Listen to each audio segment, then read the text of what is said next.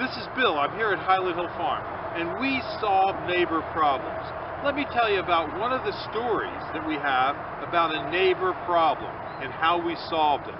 And you're not going to believe this, but I am not a fiction teller. I'm telling you a real, true story about neighbors that don't like each other. Here's what happened. A guy shows up in our yard and he says, I need some big hemlocks. And I said, okay, we have them. I take him out and I show him some in the field. And he likes them and he tags them. He says he wants big 10 to 12 foot hemlocks. I said, how many do you want? He says, I'm going to tag 10. I said, okay. He says, how much are they installed? I said, $600 a piece. He says, that's fine. He says, but they don't have to live. I said, well, what do you mean they don't have to live? And he says, well, the world's going to end in 2012. They just have to live a couple months. So I think, well, okay, we deal with all kinds of people. I can live with that. He said he needed a tree for in a shady location. Okay, I can deal with that. Hemlocks are good in shade. So I arranged to have the trees dug. He pays me $6,000 in cash green money, whips it out of his pocket. I think life doesn't get much better. So I tell my sons, okay, Saturday you're going to go down to this road down in the other end of Doylestown, and you're going to plant 10 hemlocks for a guy. So my boys dig the trees, and they put them on the truck, and on Saturday morning they take it down and they start to plant. I get this frantic call from my son, Jamie, who he likes everything to be perfect. He calls me up and he says, Pop, this guy's nuts. I said, don't worry about it, just plant the trees. He says, no, you don't understand. This guy's nuts. He's putting a blue tarp on the trees. It's going to kill him. I said, Jamie, they don't have to last. They don't have to last to the end of 2012 because he claims the world's going to end, so don't worry about it. No, Pop, you don't understand. These trees, he's going to kill him. You're going to have a problem. He'll be back. You're going to see. You're going to handle it. I don't want any part of it. I don't even want to do the rest of the job. So just plant the trees, Jamie. Well, he did plant the trees. The guy liked them. Next Saturday morning, the guy shows back up. I think, uh-oh, Houston, we have a problem. The guy comes in the yard and he says, I want to buy 10 more trees. I said, no problem.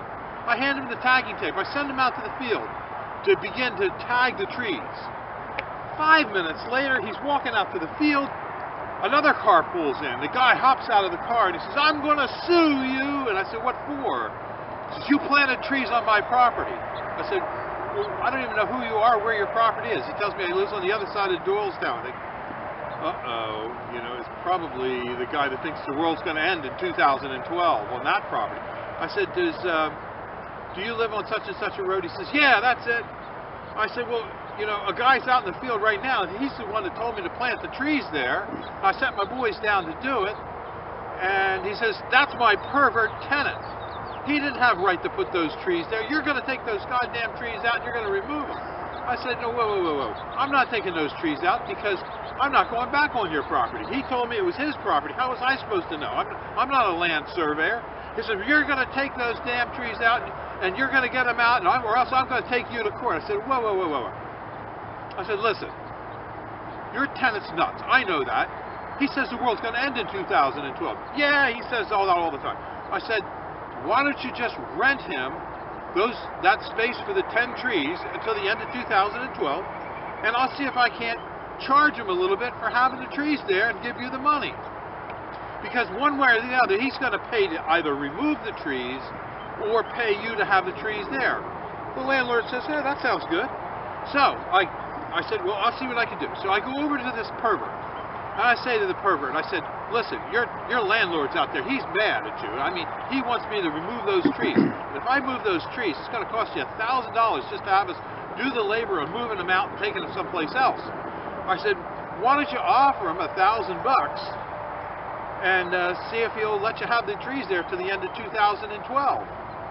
Well, the pervert gets to thinking about it. He says, yeah, that sounds like a good idea. I said to him, well, why don't we do it this way? Why don't you offer him $1,000 to have those trees there to the end of 2012, and then if the landlord goes for that, I'll tell him, but you'll give him $2,000 if he can have 10 more. The pervert says, that's great. So the pervert hands me $2,000. He says, go make the deal. So I walk back over to the landlord and I said, Mr. Landlord, this guy's is nuts. I said, but He wants those trees in there bad, and he'd really like to have 10 more. Would you allow him to have 10 more trees on the property if he gave you $2,000 in cash? The landlord says, "You really mean $2,000 in cash?" I said, "Yeah, $2,000 cash green money, okay? Cash green money, and you can have those." He says, "Okay." So I handed the landlord $2,000 in cash green money. The landlord is tickled to death. I go back to the pervert. I say, "Okay, we're on." He hands me another $6,000 and says, "Bring the trees on." So we did. Now, as they're both leaving the yard, they're both mad at each other, but they both come to me and they say, "Next time we're going to have a problem, we're coming to you. So if you have a problem with your neighbor, you want to come to Highland Hill Farm because we've seen it all. And we can help you with your neighbor problems by putting in our trees, such as this Norway spruce, or white pine, or green giant arborvitae.